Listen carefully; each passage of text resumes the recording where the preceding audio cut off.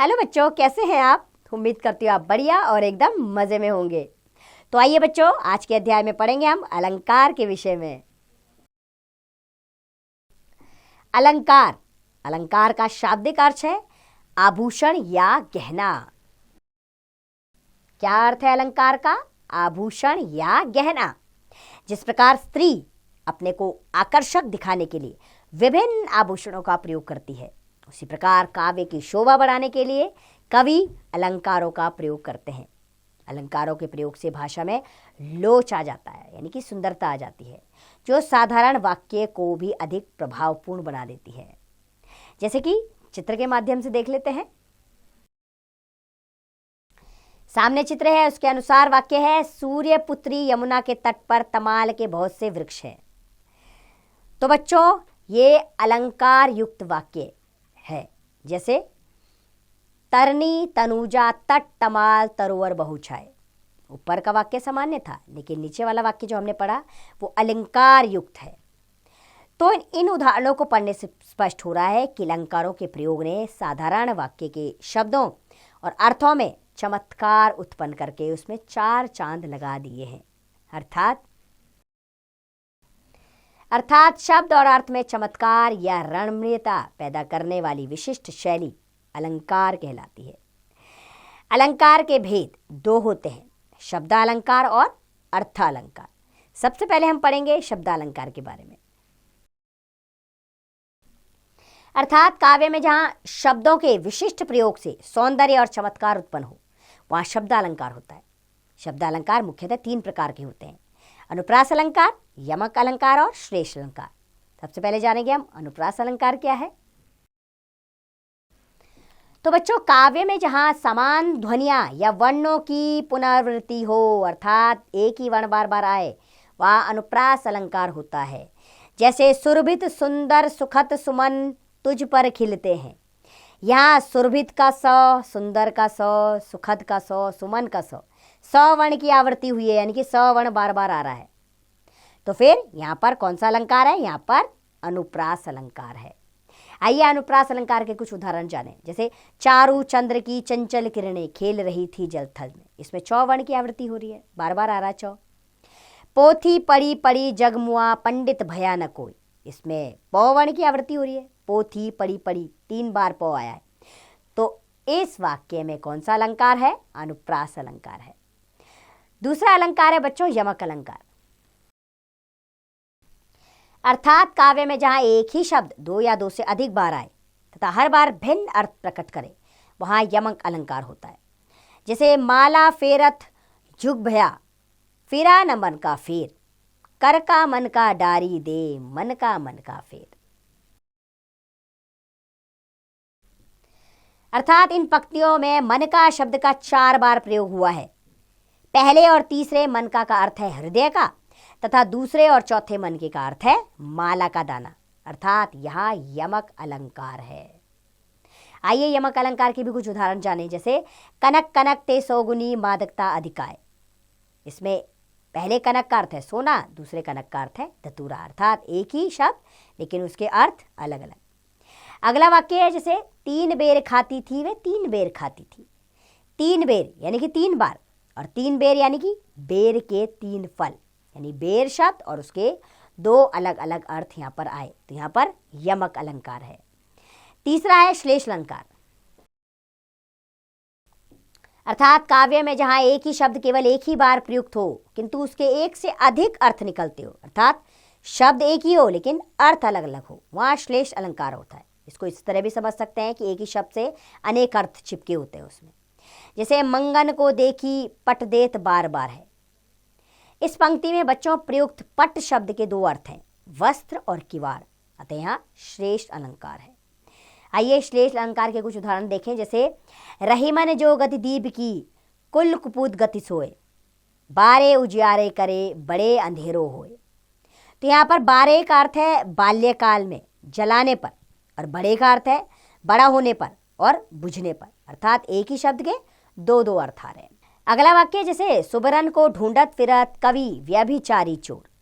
तो इसमें सुबरन का क्या अर्थ है? अक्षर भी है, सुंदर स्त्री भी है और सोना भी है। अर्थात एक ही शब्द, उसके अर्थ 3 अलग अलग। तो यहाँ पर कौन सा अलंकार है? यहाँ पर श्लेष अलंकार है। अब बढ़ते हैं बच्चों अर्थालंकार की ओर। अर्थात काव्य में जहाँ शब्दों के अर्थ के कारण चमत्कार उत्पन्न होता है वह अर्थालंकार होता है। अर्थालंकार मुख्यतः 4 प्रकार के होते हैं: उपमा अलंकार, रूपक अलंकार, उत्प्रेक्षा अलंकार और अतिशयोक्ति अलंकार।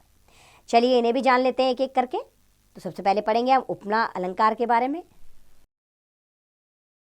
काव्य में जहाँ किसी एक व्यक्ति या वस्तु की तुलना किसी दूसरे व्यक्ति या वस्तु से की जाती है वहाँ उपमा अलंकार होता है। जैसे हरिपद कोमल कमल से, इस पंक्ति में भगवान हरि के चरणों की तुलना कमल से की गई है, अतः यहाँ उपमा अलंकार है। अर्थात यह समानता या तुलना का भाव होता है उपमा अलंकार में। उपमा अलंकार के कुछ उदाहरण है, जैसे निर्मल तेरा नीर अमृत के सम उत्तम है। अर्थात नीर यानी पानी की तुलना या समानता किसके साथ की गई है? निर्मल जल के कारण, यानी कि अमृत के समान। पानी की समानता किसके साथ है? अमृत के समान।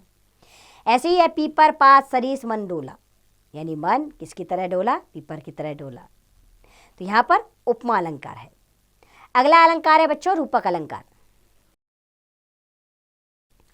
अर्थात काव्य में जहां गुण की अत्यंत समानता दर्शाने के लिए उपमेय और उपमान को एक कर दिया जाए अथवा जहां उपमेय को उपमान का आरोपित कर दिया जाए वहां रूपक अलंकार होता है। जैसे चरण कमल बंदो हरियाई, इस पंक्ति में चरण उपमेय को कमल उपमान पर आरोपित किया गया है, अर्थात यहाँ रूपक अलंकार है। आइए रूपक अलंकार के कुछ उदाहरण जानें। जैसे मैया मैं तो चंद्र खिलौना लूंगा, अर्थात खिलौने को किसके समान बताया गया है? चंद्रमा के समान। पायो जी मैंने राम रतन धन पायो, अर्थात धन क्या है यहाँ पर? राम जी। अगला अलंकार है हमारा बच्चों उत्प्रेक्षा अलंकार। अर्थात काव्य में जहां उपमेय में उपमान की संभावना या कल्पना की जाती है वहां उत्प्रेक्षा अलंकार होता है। अर्थात सोहत ओढ़े पीठ पट श्याम सलोने गात, मनहु नीलमणि सैल पर आतप परियो प्रभात।